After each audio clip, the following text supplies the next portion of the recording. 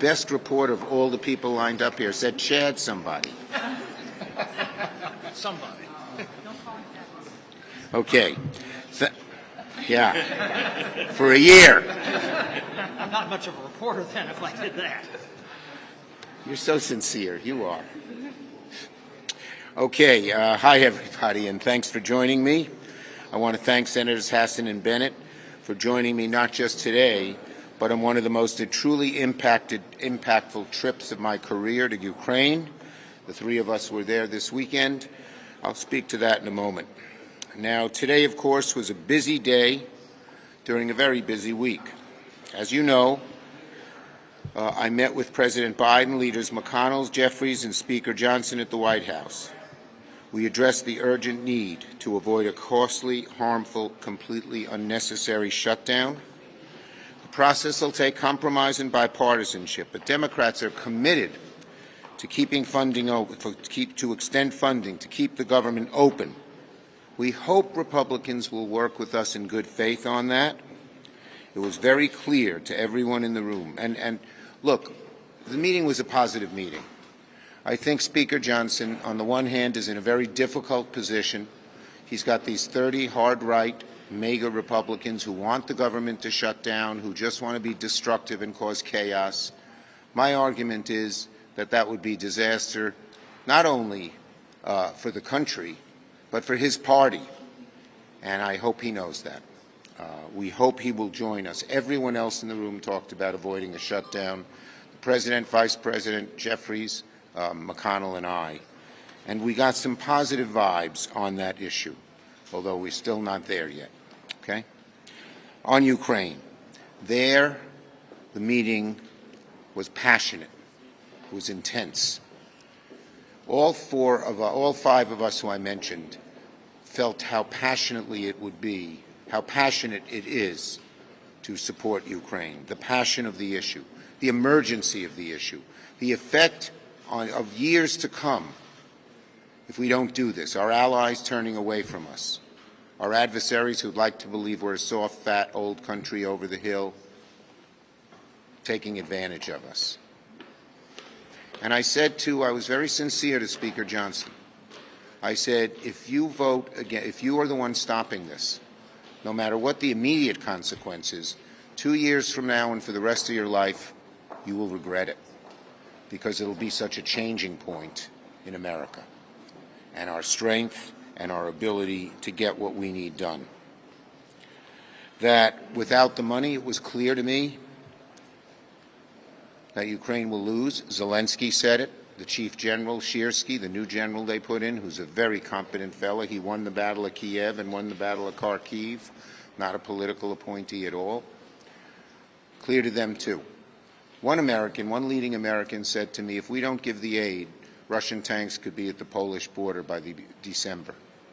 That's how serious this is. And I know there are isolationists. America first. Well, that's sort of like what we saw in 1938. It's not an exact analogy. But those isolationists who feel that autocrats, if we leave them alone, they'll leave us alone, have just been proven wrong by history over again. And so we will pay a price. And the intensity, you could cut the intensity in that room with a knife. It was palpable. I felt very strongly. President Hakeem McConnell, who was the first speaker. And we all urged. Speaker Johnson said he wants to come up with a way to fund Ukraine. He's got a difficulty in his caucus. We made it clear to him that we believed that if the bill came to the floor, it would get all the votes that it needed and some. And so again, I said to him, we cannot let these hard-right people who are so out of the mainstream of the Republican Party and of the country dictate what happens. Plain and simple.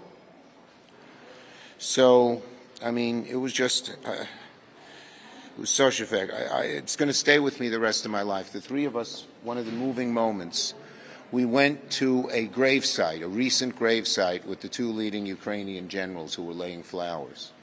And there were over 200 graves, and each one had a picture of the recently deceased on it. They were young, they were old, they were men, they were women.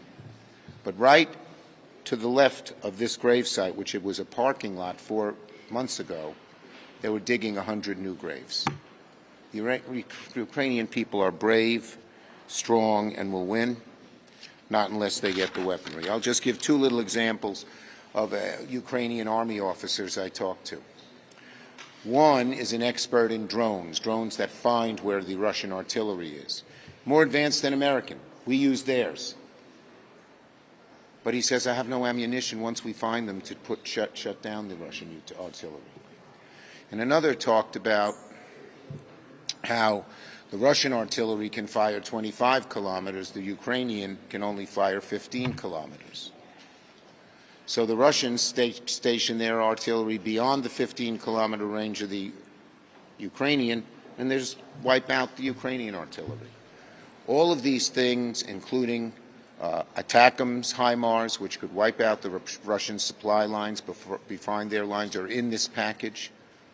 It is clear to me, clear to us, if Ukraine gets the aid, they will win. If they don't get the aid, they will lose, with dire consequences to the United States.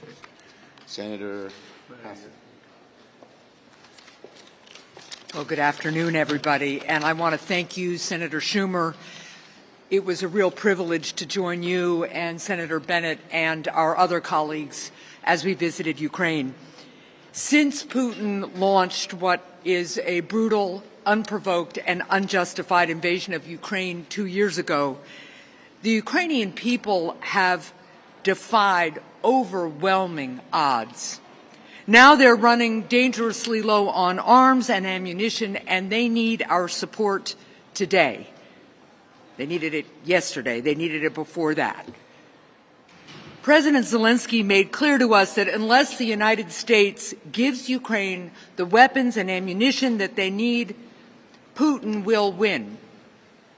We can't afford to allow Putin to win in Ukraine and gain more territory and more power.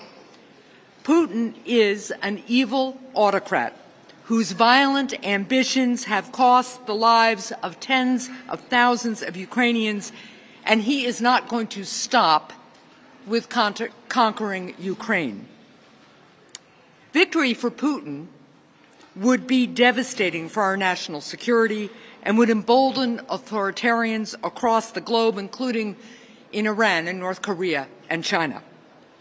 Yet at the behest of Donald Trump, Republican leaders have sided with Putin in refusing to get aid to Ukraine.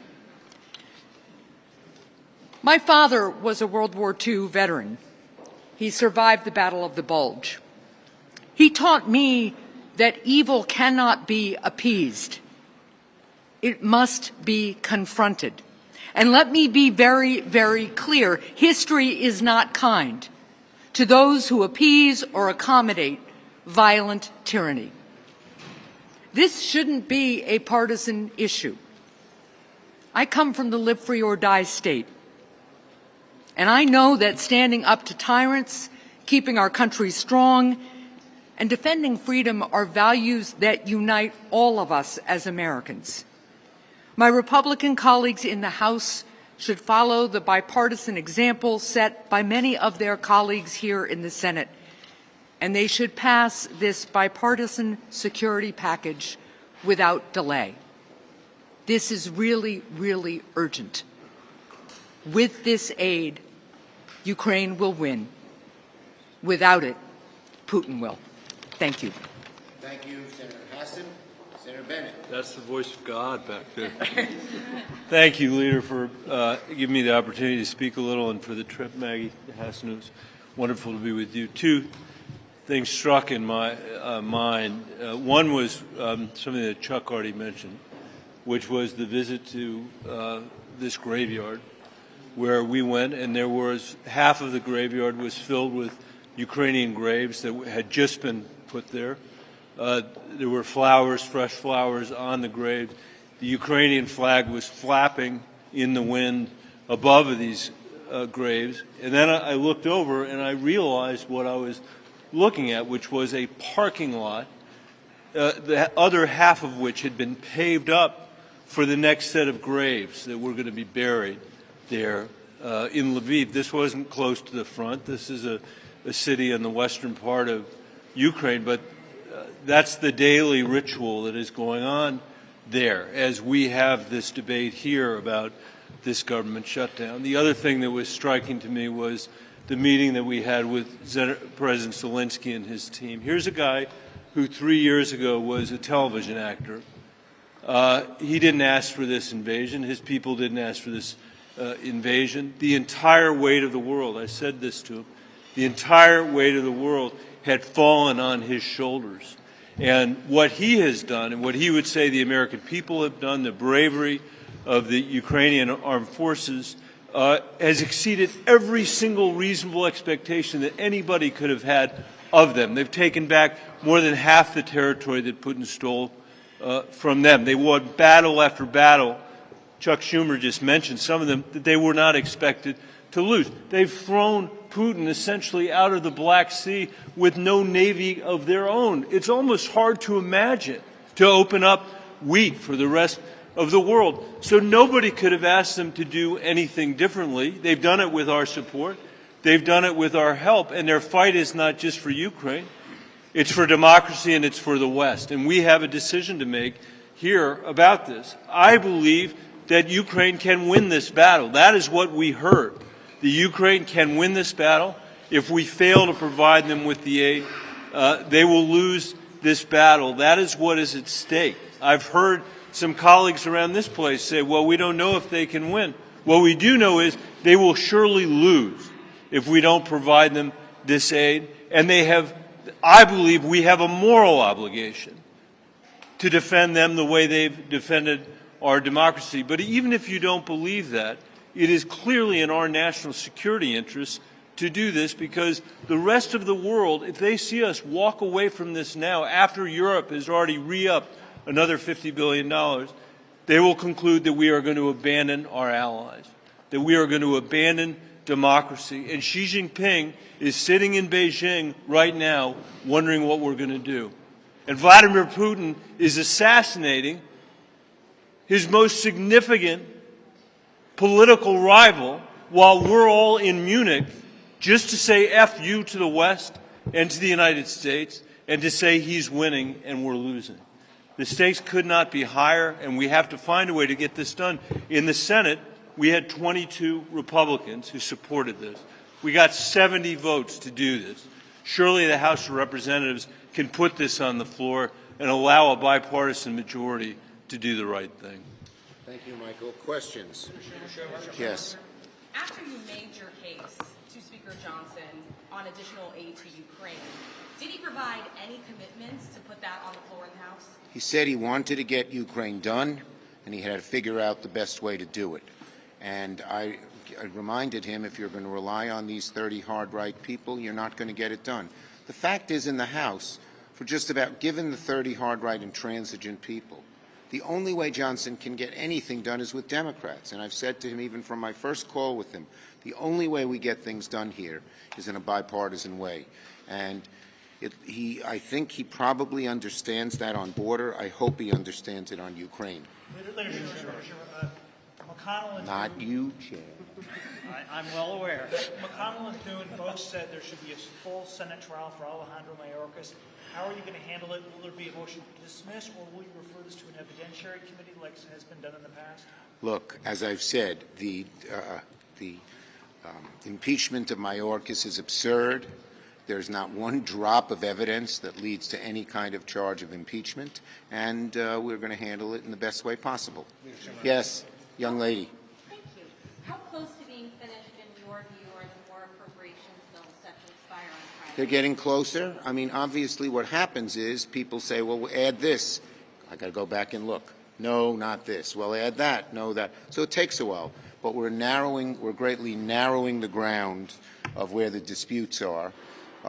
You know, a key here is making sure that the government doesn't shut down, which means extending government funding after the deadlines if we can't reach agreement.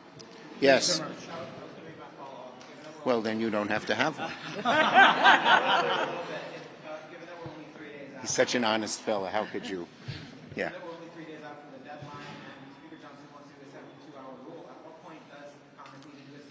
Well, we're going to move as quickly as possible. The groups met at the negotiators of McConnell, myself, Johnson, and Hakeem met this morning. They're meeting again this afternoon. We're getting closer. We're getting closer. Yes.